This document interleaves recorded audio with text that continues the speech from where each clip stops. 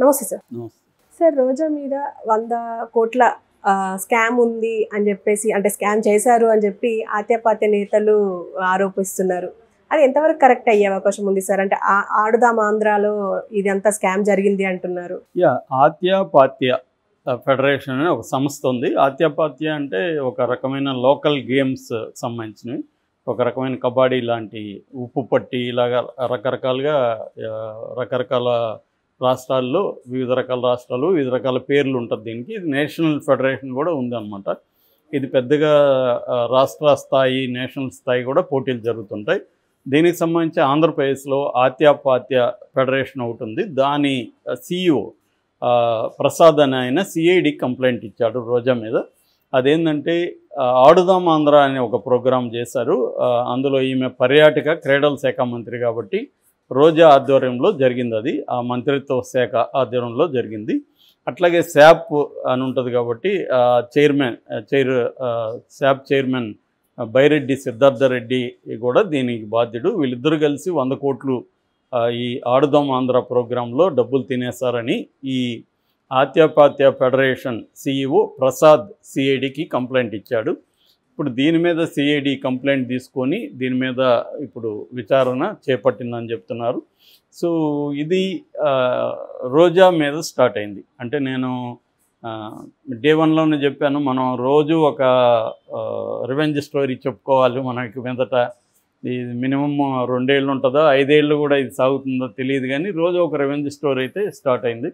ఇందాక కూడా ఒకటి చెప్పుకున్నాం, కొడాలి నాని వ్యక్తిగత భద్రత, ఇంటి దగ్గర భద్రత కూడా తీసేశారు. వాళ్ళ ఇంటి మీద దాడి జరిగినా కూడా భద్రత తీసేశారంటే అర్థం దాడి చేసేవాళ్ళు చేసుకోండి, ఇంకా క్లియర్ చేసాం మీకు అని గ్రీన్ సిగ్నల్ ఇవ్వడం తప్ప ఇంకోటి ఏం కాదు. మరి ఆయన కోర్టుకు వెళ్తారా, ఏం జరుగుతుందని చూడాలి. ఆల్రెడీ అతని మీద అటాక్స్ జరుగుతున్నాయి. కొడాలి నానికి తీవ్రంగా వ్యతిరేకంగా మాట్లాడుతున్నారు. ఆల్రెడీ చాలామంది వైసీపీ వాళ్ళ మీద దాడులు జరిగాయి. ఈ నేపథ్యంలో వీళ్ళు సెక్యూరిటీ కూడా తీసేయడం అంటే వాళ్ళకి గ్రీన్ సిగ్నల్ ఇవ్వడమే. క్లియర్గా ఉంది గ్రౌండ్, మీరు వెళ్ళి దున్నుకోండి అని చెప్పడమే. అదేవిధంగా రెండో వైపున ఏం చేస్తున్నారంటే కేసులు పెడుతున్నారు వరుసగా. గతంలో తమ మీద ఎవరెవరు విరుచుకుపడ్డారో వాళ్ళ మీద వరుసగా కేసులు మొదలవుతున్నాయి. ముందుగా మనకు ఫస్ట్ కేసు అని చెప్పాలంటే జగన్ మీదనే. జగన్ మీద మద్యం కుంభకోణంలో వాసుదేవ్ రెడ్డి బెవరేజెస్ ఏదైతే ఉందో Andhra Pradesh state beverages corporation limited, దాని హెడ్ ఎవరైతే ఉన్నారో వాసుదేవ్ రెడ్డి, ఆయన ఆఫీసులో ఫైల్స్ రెండో రోజే రిజల్ట్ వచ్చిన రెండో రోజే 4వ తేదీ రిజల్ట్ వస్తే 5వ తేదీ వాళ్ళ ఆఫీస్కి వెళ్ళి ఆ ఫైల్స్ అంతా వీళ్ళు స్వాధీనం చేసుకున్నారు CID వాళ్ళు. దాని తర్వాత 7వ తారీఖు ఇక్కడ హైదరాబాద్లో వాసుదేవ్ రెడ్డి ఇంట్లోకి వెళ్ళి అక్కడ ఉన్న డాక్యుమెంట్స్ అవన్నీ కూడా స్వాధీనం చేసుకున్నారు. ఆయన మీద కేసు కూడా నమోదు చేశారు. ఆయన హైకోర్టుకి ముందస్తు బెయిల్కి పిటిషన్ పెట్టినా కూడా హైకోర్టు ఇవ్వలేదు. సో వాసుదేవ్ రెడ్డిని అరెస్ట్ చేసే అవకాశం ఉంది. ఒకవేళ వాసుదేవ్ రెడ్డి గారిని అప్రూవర్గా మారితే జగన్ని ఈజీగా వాళ్ళు అరెస్ట్ చేస్తారు ఈ కేసులో. అంటే మద్యం, ఇసుక, ఇంకా ఇట్లాంటి ఒక 100 వస్తాయి. ఏది ఇట్లా ఆడుదామా అంటే జగన్ ప్రభుత్వంలో చేసిన ప్రతి స్కీమ్లో కూడా స్కామ్ ఉందనేది మనకి ఇప్పుడు రాబోతున్నాయి. మనం రోజుకి కనీసం 2-3 చెప్పుకోవాల్సి వచ్చే పరిస్థితి ఉంటుంది.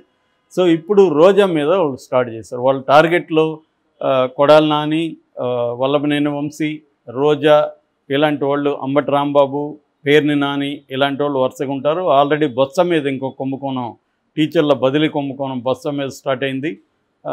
ఇప్పుడు రోజా మీద ఈరోజు స్టార్ట్ అయింది. మామూలుగా వీళ్ళ ప్యాటర్న్ ఎలా ఉంటుందో కూడా నేను చెప్పాను. తెలుగుదేశం కూటమి ప్యాటర్న్ ఎలా ఉంటుందంటే ప్రత్యర్థుల మీద కేసులు పెట్టే విషయంలో ఎవరో ఒక అనామక ఆర్గనైజేషన్ నుంచి ఒకరు కంప్లైంట్ ఇస్తారు. ఆ అనామక ఆర్గనైజేషన్ వీళ్ళోళ్ళే ఉంటారు, కానీ అది మనకు తెలియదు. ప్రజలకు ఏమని చెప్తారు, ఆత్యపాత్య. ఇప్పుడు ఈ పేరు నేను ఎప్పుడు వినలేదు జీవితంలో, ఫస్ట్ టైం విన్నా. ఆత్యపాత్య ఫెడరేషన్ అతను కంప్లైంట్ ఇచ్చాడు CID. దీన్ని తెలుగుదేశం మీడియా పెద్ద ఎత్తున ఫోకస్ చేస్తుంది. మామూలుగా అయితే ఈ ఆత్యపాత్య గురించి తెలుగుదేశం మీడియా పట్టించుకోదు, కానీ ఇతను కంప్లైంట్ ఇచ్చాడు కాబట్టి రోజా మీద మీడియా ఫ్రంట్ లైన్లో వస్తుంది, ఫ్రంట్ పేజీలో వస్తుంది. తర్వాత ప్రైమ్ టైం డిస్కషన్స్ స్టార్ట్ అవుతాయి దీని మీద నెక్స్ట్ స్టెప్పు వర్లరామయ్య లాంటి వాళ్ళు ప్రెస్ మీట్లు పెడతారు. బుద్ధ వెంకన్న, వర్లరామయ్య, బోండవమ్మ వీళ్ళు కొంతమంది దీనికోసం ఉంటారు. వాళ్ళు ప్రెస్ మీట్లు పెట్టి దీని మీద డేటా ఇస్తారు, దీని మీద చర్య తీసుకోవాలని కోరుతారు. సిఐడి రంగంలోకి దిగుతుంది. సో ముందుగా అధికారులను అరెస్ట్ చేస్తారు. ఈ ఆడుదాం ఆంధ్ర ఎవరైతే నిర్వహించారో ఆ అధికారులను పట్టుకుంటారు. ఫస్ట్ ఆ ఫైల్స్ అవన్నీ కలెక్ట్ చేస్తారు. ఆ తర్వాత రాజకీయ నాయకుల మీద వెళ్తారు. ఈ లోపలంతా కూడా గ్రౌండ్ ప్రిపేర్ చేస్తారు. వెళ్ళినాక రోజా మీదకి వెళ్తారు. రోజా ఈ లోపల నన్ను అరెస్ట్ చేయకుండా ఉండాలని కోర్టుకు వెళ్తుంది. కోర్టు కూడా రిజెక్ట్ చేస్తుంది. సో దాని తర్వాత రోజాని అరెస్ట్ చేస్తుంది సిఐడి. ఈ డ్రామా అంతా జరగబోతుంది ఖచ్చితంగా. ఎందుకంటే రోజాకి వేరే మార్గం లేదు. ఎందుకంటే రోజా గత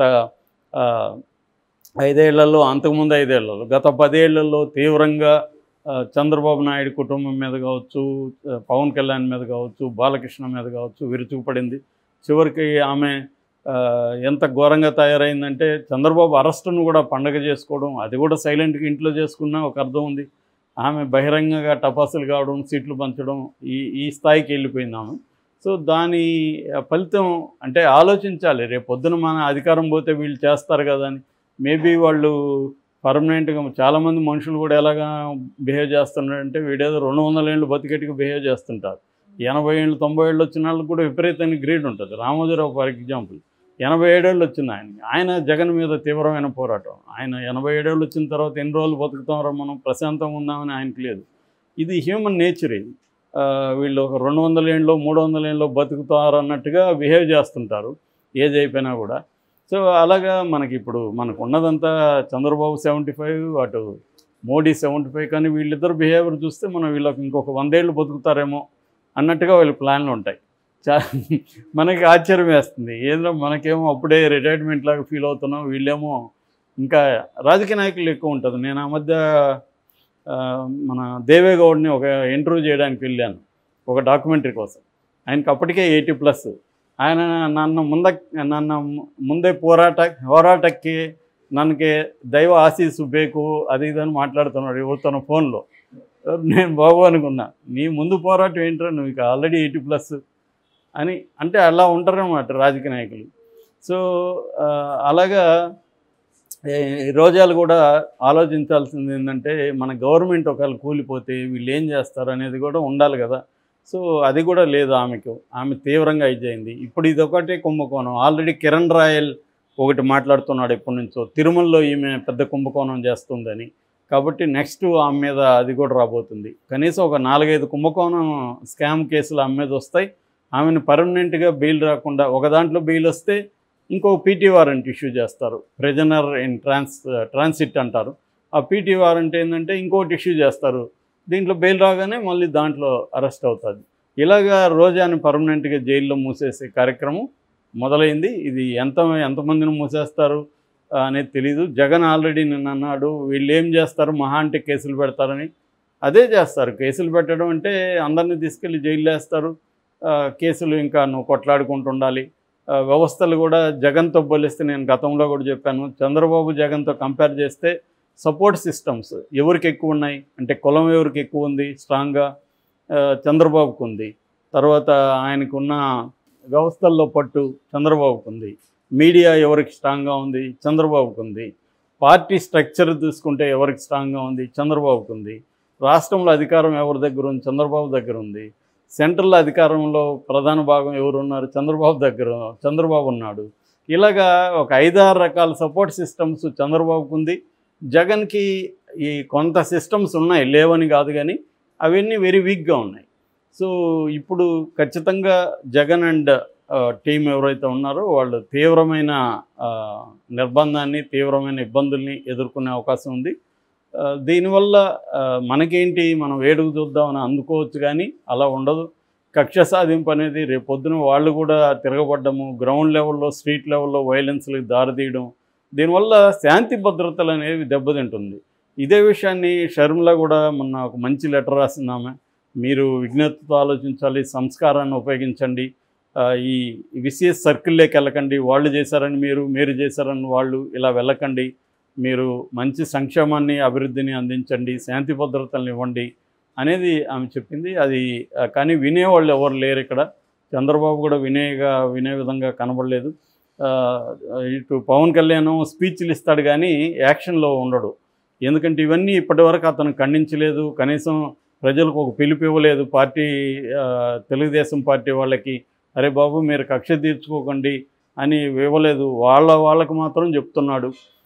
ఇదేదో చెప్పేవాడు గాంధీ వైలెన్స్ గురించి మాట్లాడేటప్పుడు, ఆయుధాలు సైన్యము ఉన్న బ్రిటిష్ వాళ్ళకి నాన్ వైలెన్స్ బోధించలేదు గాంధీ.